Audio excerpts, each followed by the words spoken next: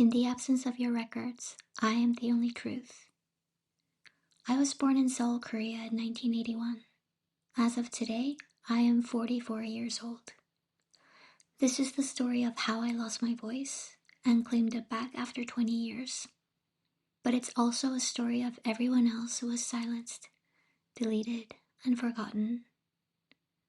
I share this story in honor of all erased souls, past, present, and future.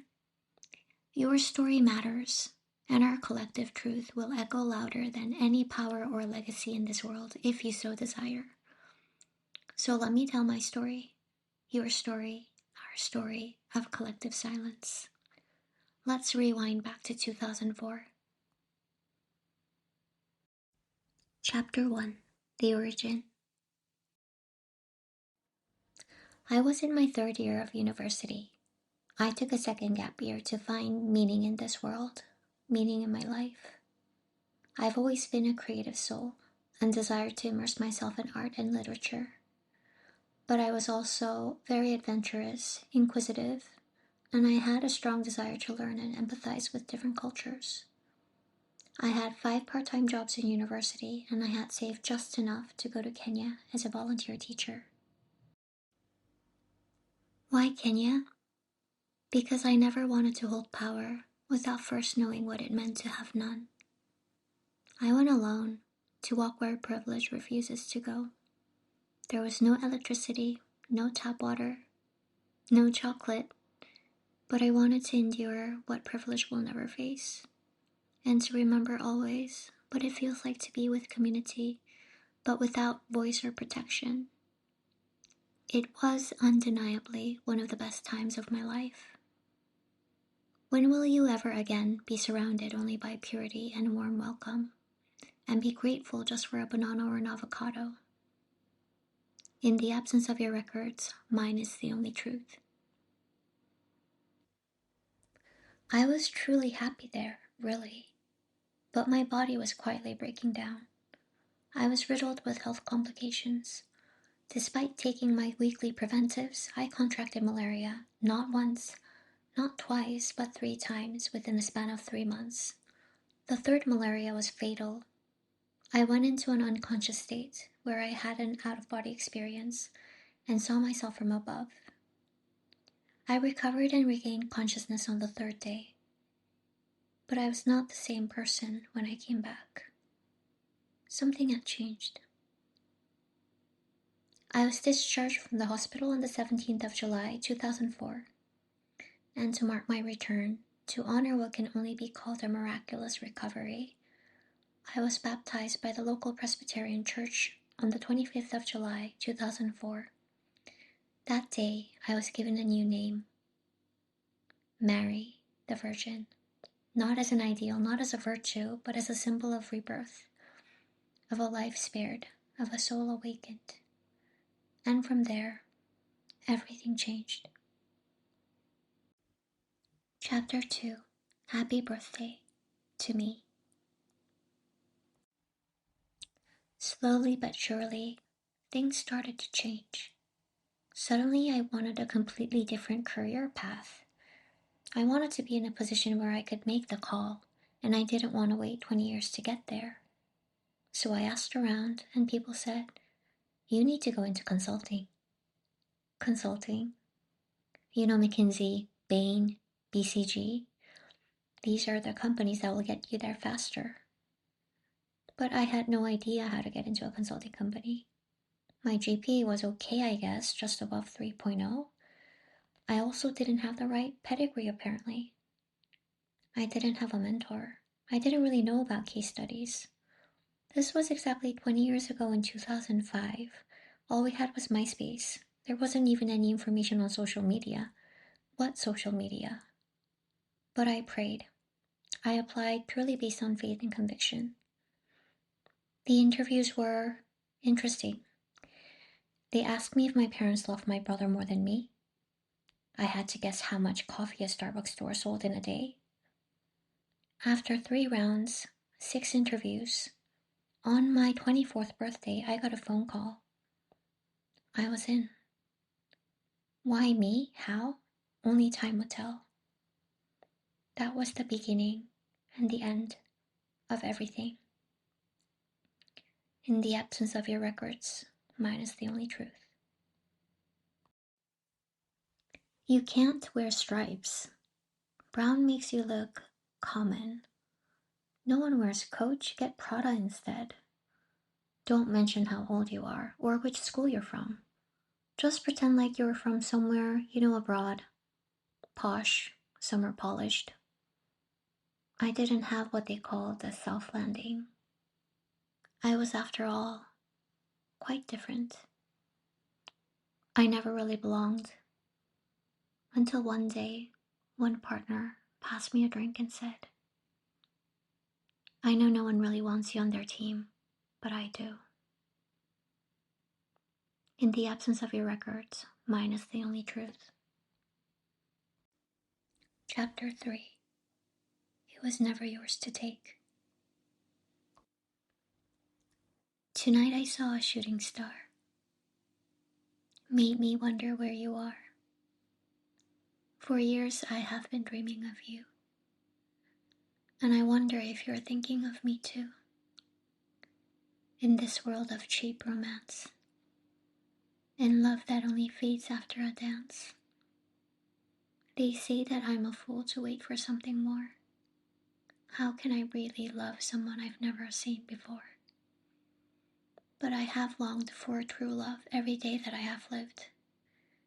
And I know that real love is all about learning how to give.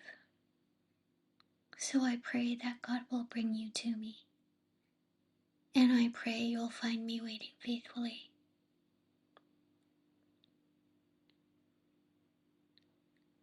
This was my anthem during university.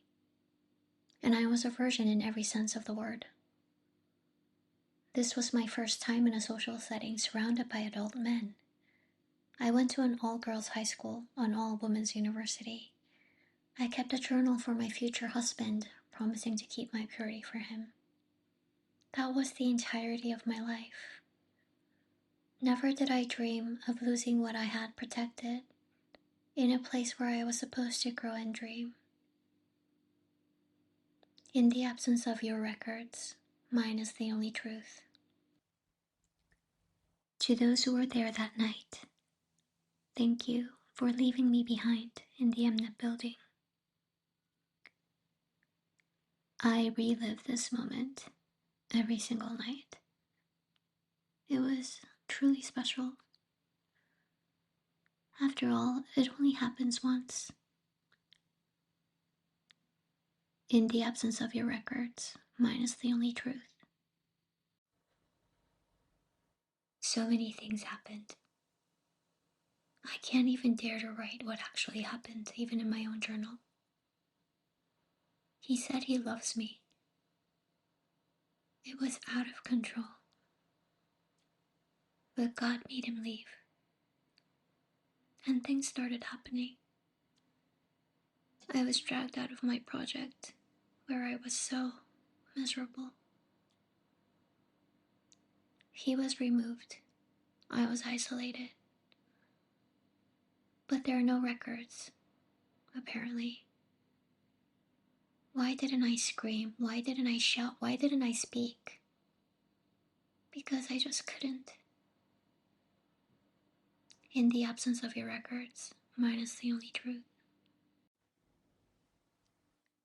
It wasn't my fault. It doesn't matter.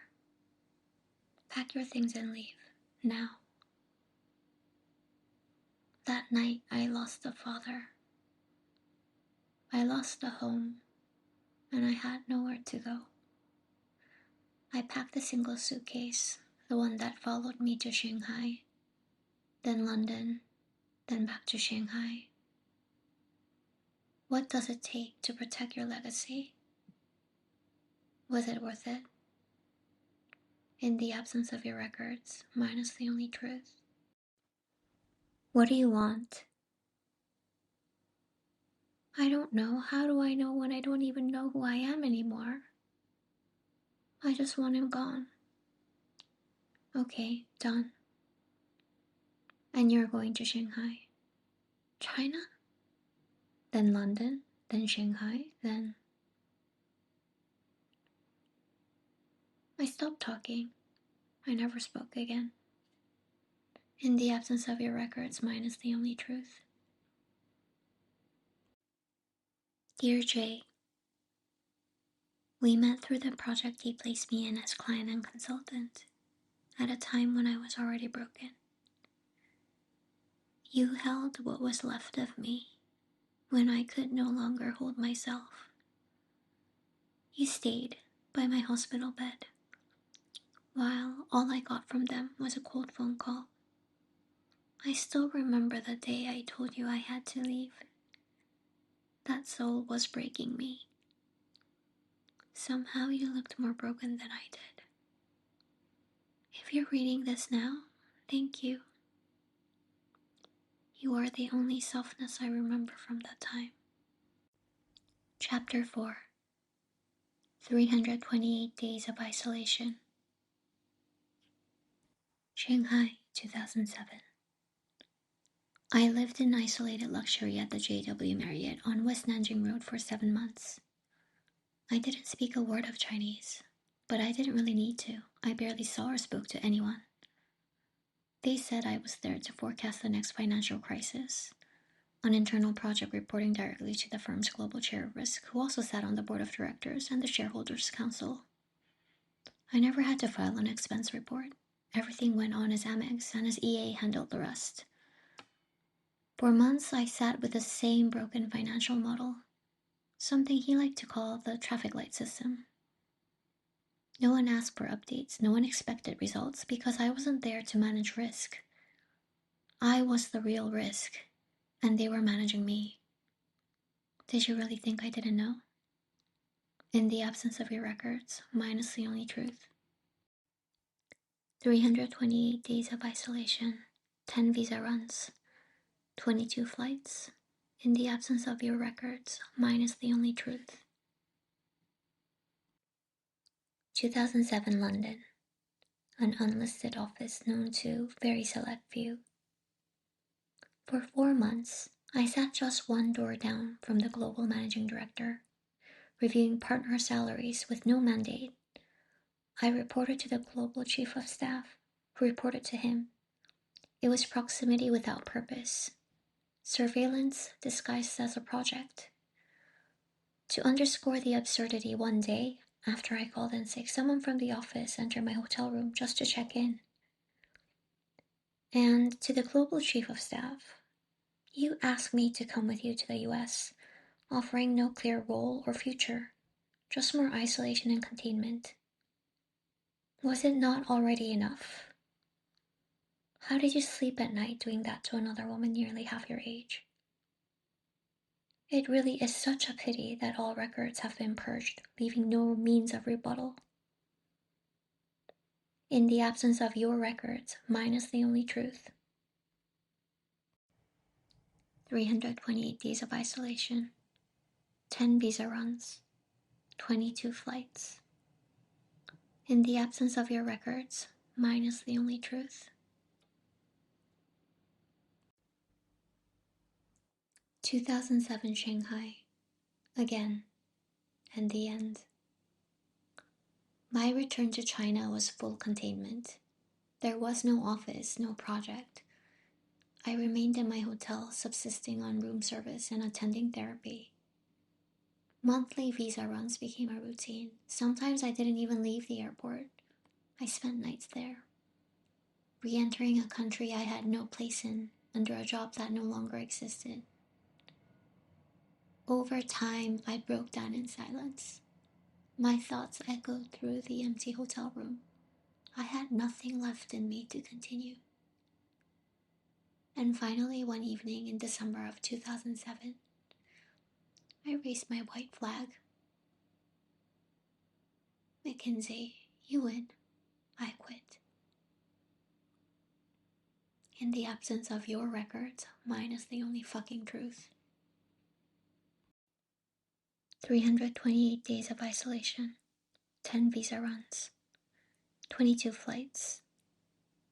In the absence of your records, mine is the only truth. Chapter 5. The Mentor. I drifted away from writing in this journal. How naive I was, thinking the worst was over. I got sick, took a medical leave, told the firm's leaders what happened. I went to Shanghai, then to London. He was supposed to be gone, but they sent him to Singapore, to my friend's company. Now I'm going back to Shanghai again. They tried to send me to Singapore, where he is. In the absence of your records, mine is the only truth. Thank you, dear mentor, for continuously watching all the way from Singapore after 20 years. I owe everything I am and everything I am not entirely to you. In the absence of your records, mine is the only truth. Chapter 6, 20 years later, in 2025. If you've ever been silenced, truly silenced, by someone you loved or trusted, you'll understand that I had to first lose everything. Every part of who I was, every dream I once carried. And only when nothing remained could I begin to release the pain that was holding me down. Only then from that stillness could I begin to rebuild, brick by brick, into something totally unshakable, someone completely unbreakable. And that's why it took me 20 long years to speak. Not because I lacked the words, but because I wanted to be the version of me who would speak with clarity, understanding, and poise, and without apology, hate, or fear. In the absence of your records, mine is the only truth. I laughed, I loved, and I lived. I waited for 20 years until it was time. Because in strategy, when is often more important than how. I've learned from the best. True reform or true performance, I had to find out for myself. So I contacted them for the first time since 2007 to ask for my records, the report I filed in 2006, and the 328 days of isolation that followed. And all I got was, no records, purged, deleted. But that's okay. That's really all I wanted, nothing. It was a test to see if they had truly changed, and they gave me exactly what I needed. Nothing more, nothing less. I'm sovereign, and I'm free, and I no longer want anything else they have to offer. Because I came to speak the truth so that no one else ever has to be erased or lied to ever again. In the absence of your records, mine is the only truth. How do you even object to claims you say you have no records of from a person you've never even verified? The legal absence is enlightening. And in response to the implied litigation, I welcome the opportunity to stand in court against an opponent with no records, so I can finally name every name and submit my entire archive, under oath, on permanent record. I patiently await your invitation to the courtroom. I'm not afraid, I never have been, because I'm telling the truth. In the absence of your records, mine is the only truth. I cannot end this video without giving credit where credit is due, albeit 20 years overdue. Better late than never. Sir Ian Davis, former Global Managing Director at McKinsey. It was such an honor to work just one door down from you. I believe I may have been the only business analyst in McKinsey's history to have that privilege. Michelle Gerard, former Chief of Staff at McKinsey. A true female role model who showed genuine care by inviting me to join you in the US. I remain deeply grateful. Gordon Orr, former Global Chair of Risk at McKinsey. Thank you for authorizing the expenses that allowed me to continue during that time. I could not have personally covered 328 days in 5-star hotels and 22 business class flights on a BA salary. Stephen Bear, former managing partner at McKinsey Seoul. You called when I was hospitalized, and I appreciated that. You also spoke to me directly about my situation, so I never had to navigate HR myself. Jung-Kyu Choi, former senior partner at McKinsey Seoul. It's fitting that you're still celebrated at BCG. In my view, you remain a mentor and an enduring example for young female employees everywhere. In the absence of your records, mine is the only truth.